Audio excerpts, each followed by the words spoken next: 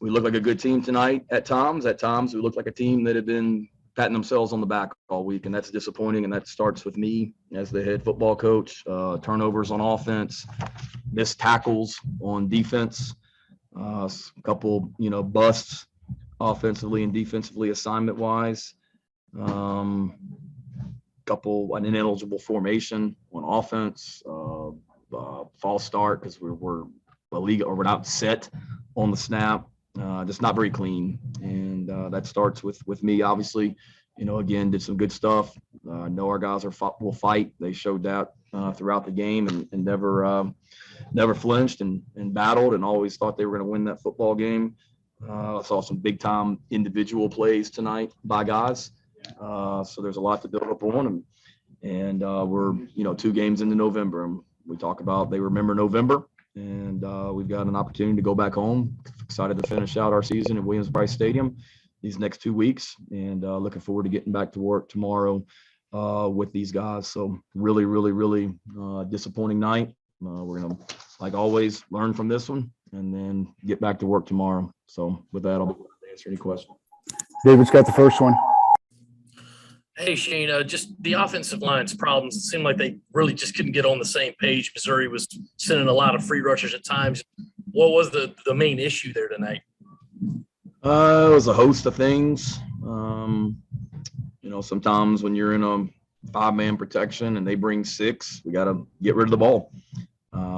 There were certainly some times where we had couple of communication issues and turned some guys free that shouldn't happen or that we shouldn't have. And frankly, that shouldn't happen in the 10th game of the season. So really, really disappointing overall from that standpoint to have that. Missouri, I told you guys they played better defensively last week against Georgia against the run. And, what you're going to get with them. They line up in man coverage and that's what they do, and give them credit. They did a good job. We hit some plays on them in the passing game. We had some guys open in the passing game that we weren't able to get the ball to, but we didn't play well enough, and we certainly didn't coach well enough tonight. On Taylor. Yeah, Shane, you guys played so well last week in all 3 phases, and tonight obviously you mentioned the consistency issues. How do you go about explaining that, and what can you kind of put your finger on that shows you kind of how this team didn't necessarily respond the way you maybe wanted them to? Yeah, it's a good question. We'll look at the tape and see. And first of all, you give Missouri, some credit. They got their quarterback back, and they played well on offense. Going into the game, we knew we needed to stop. We needed to stop Beatty, and they handed the ball to him 34 times tonight. He ran for 209 yards, and they threw the ball to him 9 times. He caught 5 of them. So obviously we didn't do a good job of that. We talked about one of the keys defensively. We needed the game tackle and felt like we missed too many tackles. And then offensively, just, sloppy and not good enough. But again, we talked about it all week. That we needed to be a mature football team with the way that we responded to the Florida game and understand that everything that we did last week against Florida during practice, throughout the week, the way we practiced, how hard we competed, we had to do it all even harder and even better this week. And I saw signs of that in practice, which is the disappointing thing, that we would, perform like we did tonight overall. And again, we did some good things at times, but just too inconsistent. Ben Briner.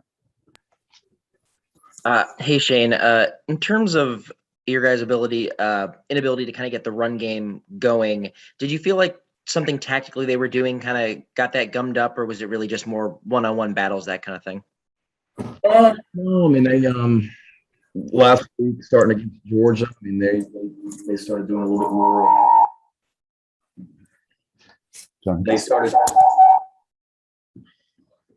They started doing a little bit more of just linebackers playing downhill and plugging gaps quicker and playing aggressive. They did that again tonight. They were flying those defensive ends upfield, and we missed some blocks from that standpoint. And then they were going to heat us up and pressure us. But it's no surprise. It's what they did to Georgia, and that's what we expected them to do to us, and we didn't do a good job overall of executing. Ben Portnoy. Shane, you kind of touched on the tackling piece. I mean, you guys have been pretty good tackling most of the year, and I know they've got some slippery guys, but what did you kind of see from the defense maybe, and what made things hard to bring guys down? Was it seeing guys fly to the ball? Was it a schematic thing? I mean, what do you kind of attribute to? I know you got to look at the film a little bit. Yeah, I don't know. Just first glance. I mean, one, they got a good back. I mean, he's the lead in the SEC in rushing for a reason. It's not like all of a sudden he just came on the scene tonight. He's averaging over 100 yards a game throughout this SEC season. So let's give him a little bit of credit. Gang tackling was something that we stressed, and getting 11 hats around the ball, and don't know if we always did that at times tonight, and certainly playing snug against the run, and getting guys up there, and just one very sharp tonight.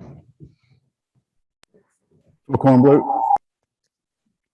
Hey, Shane, your 3 running backs carried it 30 times.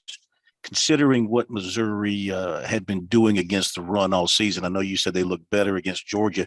Do you think you attacked them with the run enough throughout the entire game?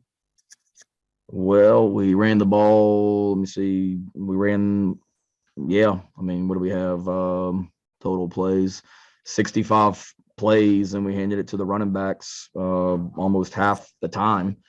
And certainly we got into a position at the end where the tempo we had to crank up the tempo a little bit to get, points, with the time becoming an issue for sure. But yeah, I do feel, I mean, we had 65 plays. I know they had some struggles against the run. And again, I told you guys, I mean, a lot of that got skewed a little bit against Tennessee early in the season. Tennessee ran for 400 yards or whatever it was. They're better against the run. Georgia couldn't run the ball last week against them in the first half. We should have been able to run the ball better than what we did tonight. And we didn't. And that's certainly, disappointing, but we tried some different schemes and tried to mix it up a little bit as well, but it wasn't good enough. But yeah, I certainly feel like we tried to attack them with the running game. I mean, we got in there and got multiple tight end sets and ran the power play, ran the counter play, ran inside zone, ran outside zone, ran all the stuff that we did last week against Florida. And obviously it looked a lot better last week than what it did tonight. Corey Diaz. Shane, you mentioned earlier you were hoping to see a more mature football team this evening. Can you expand a little bit more on that? And then also, too, just kind of the specific things that you felt like you observed during the week that you thought were going to be positives heading into tonight, and I guess just why maybe that didn't transpire this evening. When I say mature, I just mean handling last week and coming right back to work. And we did. Man, I saw signs of it in practice. I mean, we had a physical week. We had great energy. We talked about the Florida game was behind us. I mean, we were emotional and excited and had great energy about coming in here tonight. And don't get me wrong. I mean, we get a stop there on defensively on that last drive. I mean, everybody on that sideline felt like we were going to win the football game, but we can't play inconsistent in the second and third quarter like we did. But, I thought our meetings were good this week. I thought our focus in practice was good. Our effort, our physicality, all that stuff was good in practice this week. It didn't show up tonight as consistent as we would have liked. Last question goes to Mike Yuba.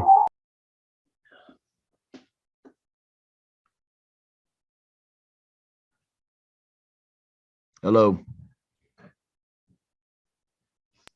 Mike Yuba. Shane, can you hear me? No, I can. Sorry about that. I don't know if you had an opportunity before the half during that field goal, if you had a chance to talk to the officials in terms of being able to have time with getting your players on the field. Did they give you any explanation, or did you have an opportunity to talk with them? Talking about our people? Yes, Coach. Yeah. In a situation like that, they're really not going to let you of your people defensively. I mean, they know what's going on. It's a last second field goal. People are running people on and off. So, we practice all the time in that situation. Whoever's on the field for us defensively, those guys being able to line up in our field goal block team and go rush it. So, my question was just making sure that Missouri got out there in time and that everyone was set and that everything was legal from their standpoint. And apparently it was. I mean, that's a tough deal. I mean, can't remember exactly what it was. I won a lot of time. We always talk about kind of 15 seconds is the magic number to be able to get your field goal team on there, get set and kick the ball. And they were right on it and did a good job. Obviously that was a huge play in the game. Great job by our guys keeping them out of the end zone. But, that 3 points was obviously a 31-28 game, pretty critical there at the end.